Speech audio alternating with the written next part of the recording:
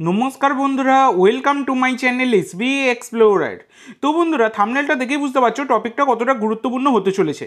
তো প্রথমেই যে আপডেটটা দিয়ে শুরু করতে চলেছি সেটা হচ্ছে এবার কিন্তু ফিফা থেকে শুভেচ্ছা বার্তা পাঠানো হলো মোহনবাগানকে। তো ব্যাপারটা হচ্ছে মোহনবাগান ইতিমধ্যে কিন্তু আইএসএলের মঞ্চের ডবল দ্বিমুকুট জয় করেছে সেটা বলা যায়। দুখানা ট্রফি কিন্তু মোহনবাগান জিতে নিয়েছে, যেখানে লিগ সিল জিতেছে এবং আইএসএল কাপ জিতেছে, তোমরা সকলেই জানো। তো ব্যাপারটা হচ্ছে এখানে কিন্তু ফিফা মোহনবাগানকে শুভেচ্ছা বার্তা জানিয়েছে, তবে ডাইরেক্ট নয়, ইনডাইরেক্টলি। ব্যাপারটা হচ্ছে তারা যে পোস্টটা করেছে সেই পোস্টটা তোমরা যদি দেখো, সেই পোস্টে কিন্তু লেখা আছে দেয়ার মুভমেন্ট বলে লেখা আছে, এবং সেখানে মোহনবাগানের যে সমস্ত প্লেয়াররা ভারতীয় জাতীয় দলে রয়েছে তাদেরই ছবি কিন্তু পোস্ট করা হয়েছে।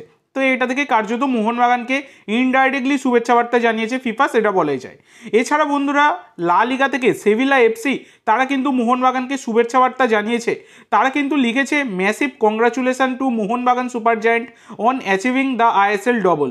তো আইএসএলের লিগ শিল্ড এবং কাপ দুখানেই মোহনবাগান জয়লাভ করেছে, এবং যেটা নিয়ে কিন্তু শুভেচ্ছা বার্তা জানিয়েছে সেভিলা এফসি। তো এগুলো কিন্তু একটা বিশাল বড় পাওনা, সেটা বলাই যায়। লা লিগা থেকে শুভেচ্ছা বার্তা আসছে, এটা কিন্তু একটা বিশাল বড় ব্যাপার মোহনবাগানের জন্য, সেটা কার্যত বলাই যায়। তো এইটা তোমাদের কেমন লাগলো অবশ্যই সকলে কমেন্ট করে জানাতে ভুলো না। তো পরবর্তী আপডেটে যাওয়ার আগে তোমাদের সকলের কাছে আমার একটাই অনুরোধ, যারা যারা চ্যানেলে প্রথমবার এসেছো অবশ্যই সকলে একটা করে সাবস্ক্রাইব করে দিও।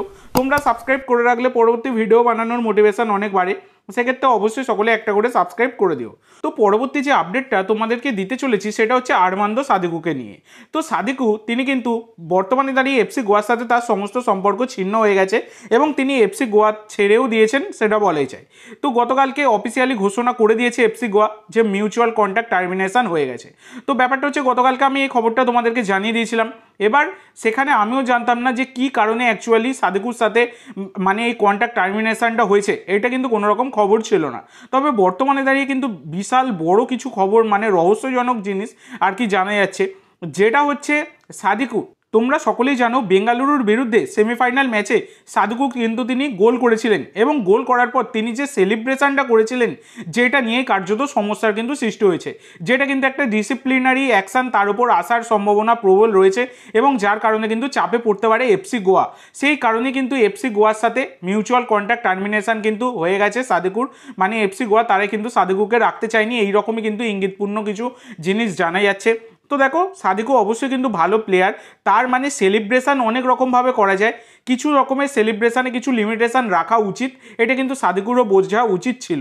তো এই মুহূর্তে দাঁড়িয়ে এফসি গোয়া তারা কিন্তু স্ট্রাইকার তাদের পজিটিভ আর কোনো বিদেশি স্ট্রাইকার রইল না, তারা সুপার কাপে কোনো রকম বিদেশি স্ট্রাইকার ছাড়াই খেলবে।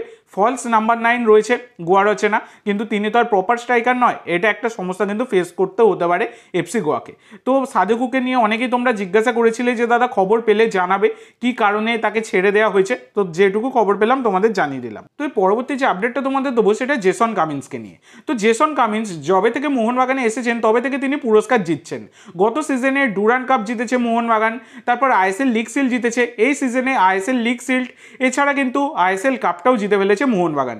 তো চারখানা বড় বড় ট্রফি কিন্তু জেসন কামিন্স তিনি জয় করেছেন। তো গত যে আইএসএল ফাইনাল ম্যাচটা ছিল, যেখানে বেঙ্গালুরুকে হারিয়ে মোহনবাগান কাপটা ঘরে তুলল, তো সেই ম্যাচের আগে জেসন কামিন্স একটি ইঙ্গিতপূর্ণ পোস্ট করেছিলেন। তিনি লিখেছিলেন দ্য লাস্ট ড্যান্স, এটা কিন্তু তিনি লিখে পোস্ট করেছিলেন। তো এই যে শব্দটা, এটা কিন্তু তিনি ব্যবহার করেছিলেন যখন তিনি সেন্ট্রাল কোস্ট ম্যারিনার্সের সাথে তার লাস্ট ম্যাচ ছিল, ফাইনাল ম্যাচ ছিল, তোমাদের সকলেরই মনে আছে। সেখানে তিনি এই দ্য লাস্ট ড্যান্স এই শব্দটা কিন্তু তিনি উচ্চারণ করেছিলেন, এবং এই পোস্ট দেখে বর্তমানে এই পোস্ট দেখে কিন্তু সমস্ত সমর্থকেরা তারা মনে করছে যে জেসন কামিন্স তাহলে কি তিনি মোহনবাগান ছাড়তে চলেছেন, যেই কারণে তিনি এইরকম মন্তব্য করেছেন। তো দেখো বন্ধুরা, এইটা নিয়ে তোমরা অনেকেই প্রশ্ন করছিলে যে দাদা জেসন কামিন্সকে নিয়ে আপডেট দাও, তিনি কি মোহনবাগান ছাড়ছেন কিনা। তো দেখো, আমার কাছে কিন্তু এইরকম কোনো খবর নেই যে জেসন কামিন্স মোহনবাগান ছাড়ছেন কিনা। এইটা দ্য লাস্ট ড্যান্স, যেটুকু আমি বুঝতে পারছি যে তিনি এইরকম কমেন্ট করেছেন একটাই কারণে, যেহেতু সেদিনকে আইএসএল ফাইনাল ছিল এবং লাস্ট ম্যাচ ছিল, সেই কারণেই কিন্তু তিনি আইএসএল এর মঞ্চে লাস্ট ম্যাচ ছিল, সেই কারণেই সম্ভবত তিনি এইরকম পোস্ট করেছেন।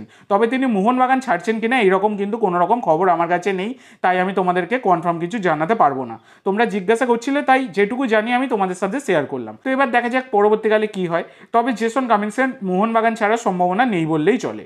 তো আজকের জন্য এইটুকু বন্ধুরা, ভিডিওটি ভালো লাগলে অবশ্যই লাইক করো, শেয়ার করো, আমার চ্যানেলে প্রথমবার এসে থাকলে চ্যানেলটি সাবস্ক্রাইব করো, আর কমেন্ট করে জানাও ভিডিওটি কেমন লাগলো।